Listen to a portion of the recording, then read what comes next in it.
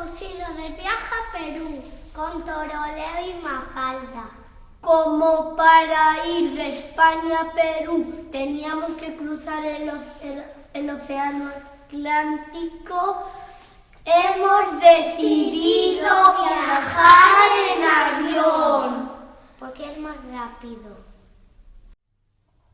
Nuestra primera visita fue a la Biblioteca Nacional de Perú. Ahí encontramos muchísimos libros sobre la historia de Perú, sus leyendas y sus fábulas, y todo lo que podíamos encontrar allí.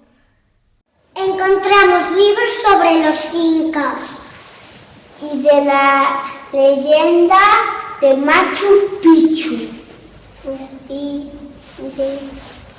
del lago Titicaca. La que más nos ha gustado fue la del lago Titicaca. Escucharla es muy bonita. Hace muchos años el lago Titicaca era un valle precioso.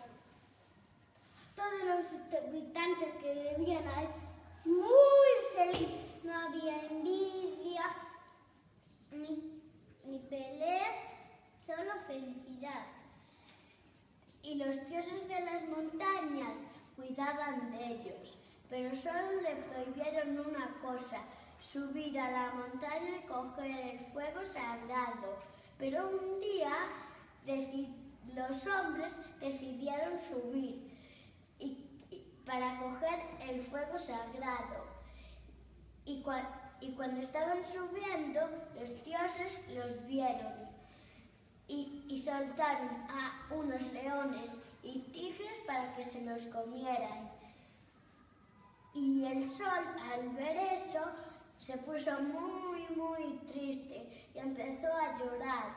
Y en 40 días el valle se inundó. Solo un hombre y una mujer se salvaron. Y cuando abrieron los ojos, vieron un lago precioso, y desde entonces no había valle, era un lago y se llamó el lago Titicaca.